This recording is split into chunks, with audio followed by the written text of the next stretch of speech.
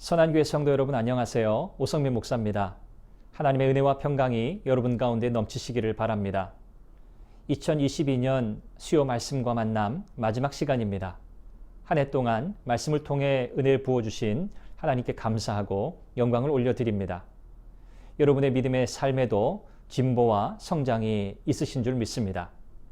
새롭게 다가오는 2023년에도 하나님의 말씀의 능력 가운데 말씀 위에 굳게 서서 그 말씀을 순종함으로 믿음의 진보와 성장을 이루어 가시기를 바랍니다. 오늘은 창세기 1장 14절에서 25절 말씀을 함께 나누려고 합니다. 말씀을 깨닫고 그 말씀에 순종하는 은혜가 우리 모두에게 있기를 바랍니다. 여러분을 축복합니다. 12월 28일 말씀과 만남 시작합니다.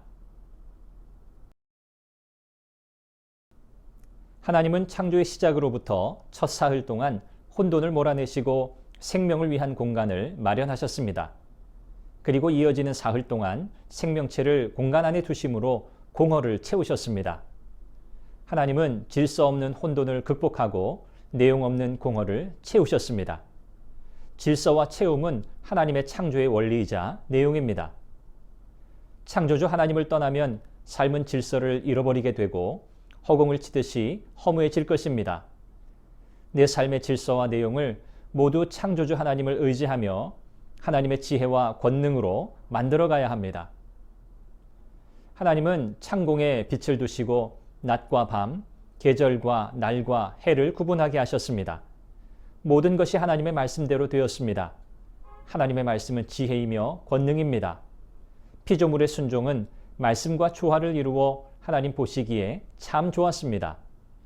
하나님의 말씀은 우리가 있어야 할 곳과 해야 할 일을 가르쳐 주십니다. 가정과 직장과 신앙 공동체에서 우리가 마땅히 해야 할 일을 하는 것은 창조 질서의 일부가 되어 하나님이 보시기에 좋은 일을 이루는 것입니다.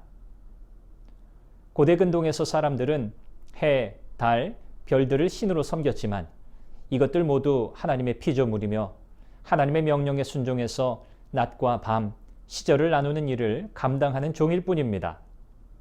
피조물은 자신을 지으신 창조주 하나님께만 순종하고 영광을 돌리며 경배해야 합니다.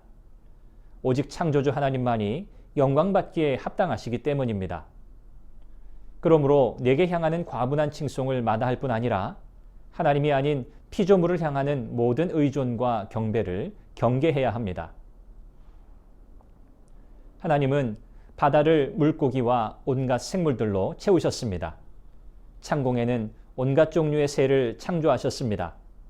그리고 그것들에게 복을 주시며 생육하고 번성하여 충만하라고 하셨습니다. 모든 것이 하나님의 능력이고 솜씨입니다.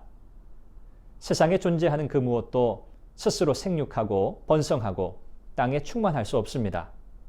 하나님이 말씀하시고 친히 복을 주신 결과입니다.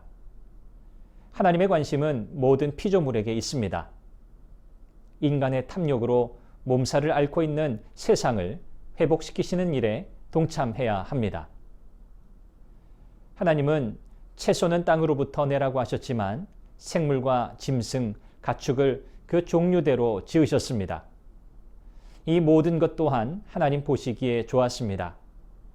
이처럼 생명으로 공간을 채우시는 하나님의 창조는 하나님의 형상대로 지어질 인간이 얼마나 더 존귀한 존재이며 하나님의 지혜와 권능과 능력을 드러낼 존재가 될지를 미리 예고해 줍니다.